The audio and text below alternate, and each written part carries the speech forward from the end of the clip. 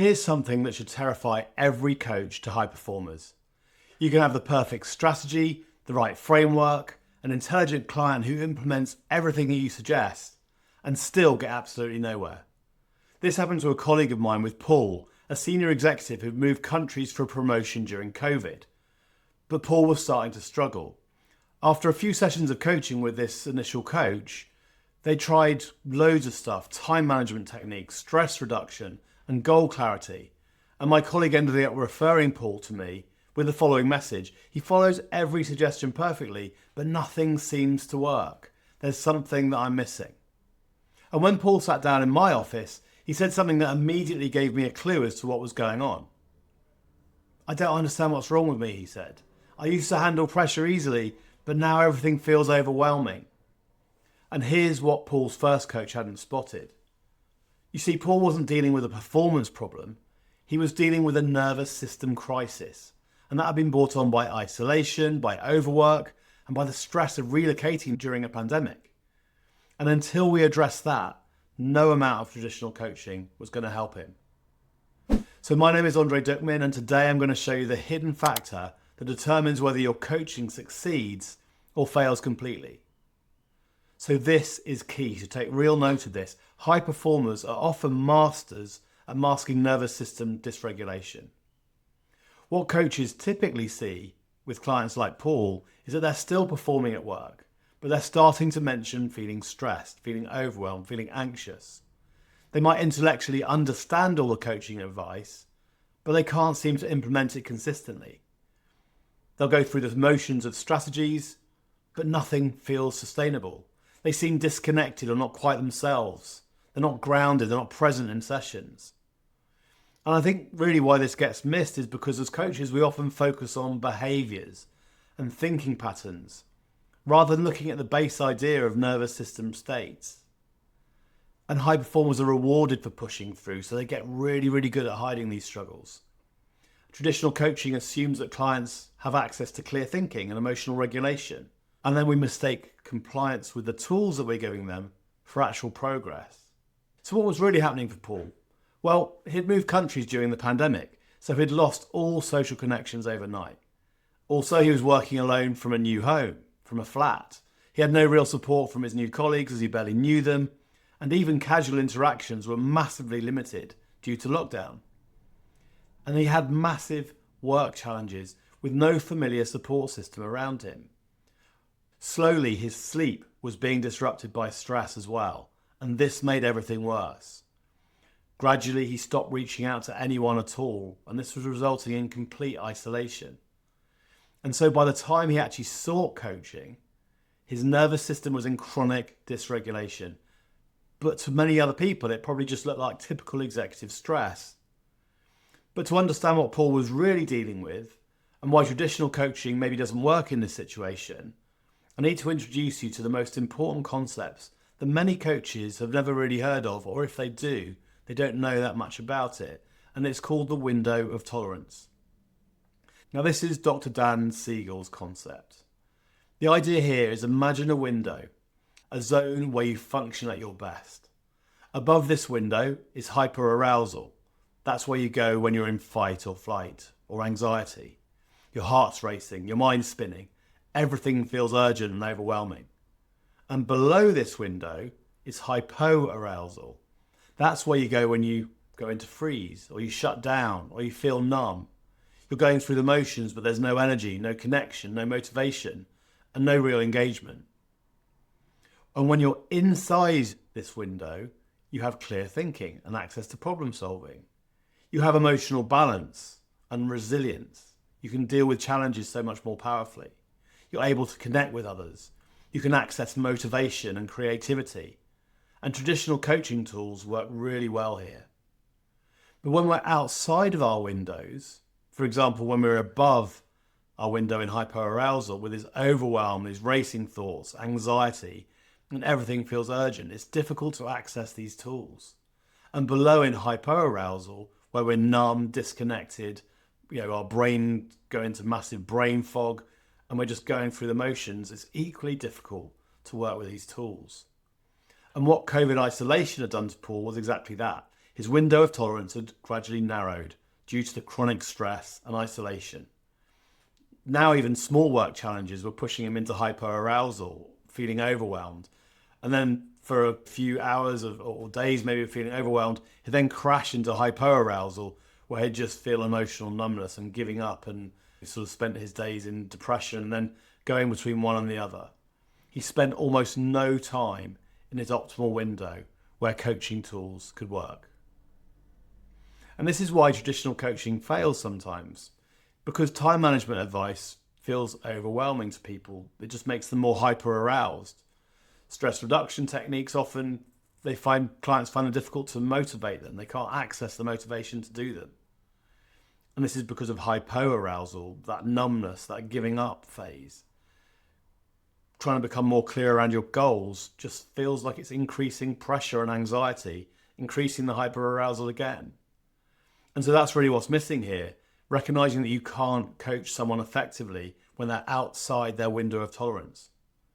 So instead of diving into performance strategies, I helped Paul to understand where his window of tolerance was, extremely narrow, and how to recognize when he was outside of it, and why this explained his coaching failures, as it were.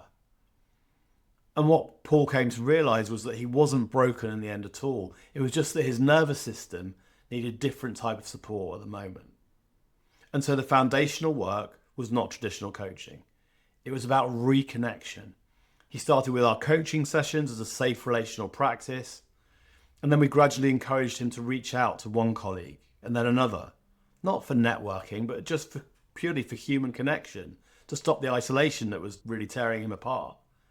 Then we looked at regulation practices, some simple breathing exercises to shift between these arousal states, checking in and recognizing when he was in these different states, looking at a regular exercise routine, not just for fitness, but actually for nervous system regulation as well. He could get outside quite well, but he'd just gotten out of the habit of doing so as the stress got worse. We also made him really think of sleep as a medicine approach, treating rest as essential rather than just optional. Paul had ended up working longer hours and reducing his sleep to the detriment of his health.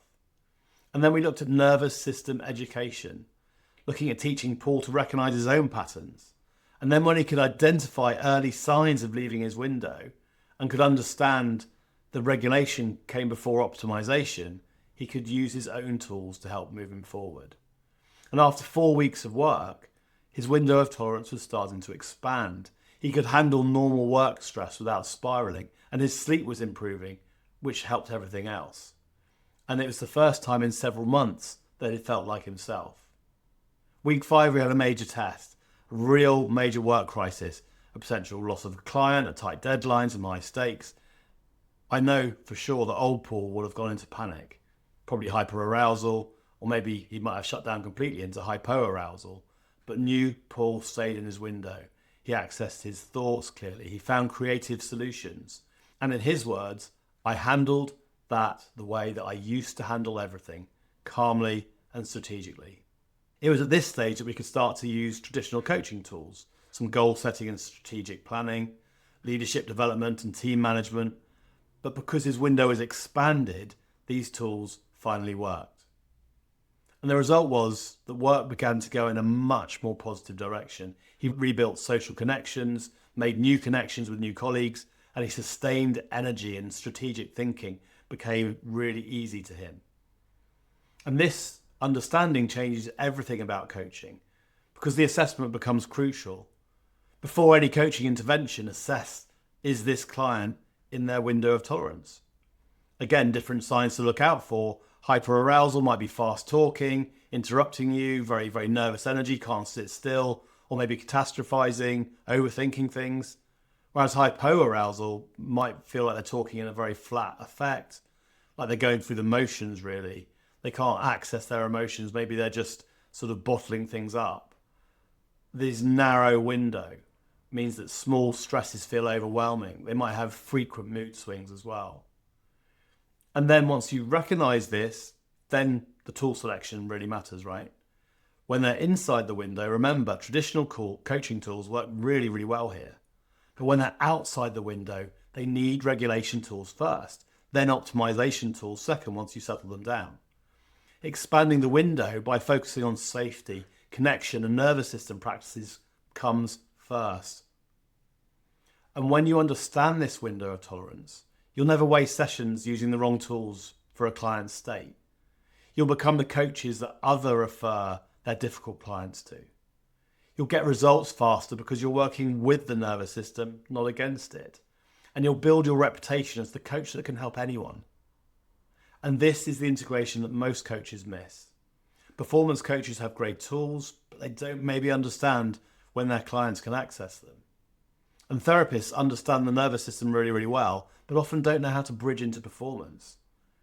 And then traditional coaches focus on maybe thoughts and behaviors and goals, that sort of thing, but they miss the nervous system foundation. So you need to have the ability to assess the window of tolerance and then expand it before applying performance tools. Signs that your client needs window expansion first, well, look out for these in your coaching sessions. They might have great insights in the session, yet they don't follow through at all.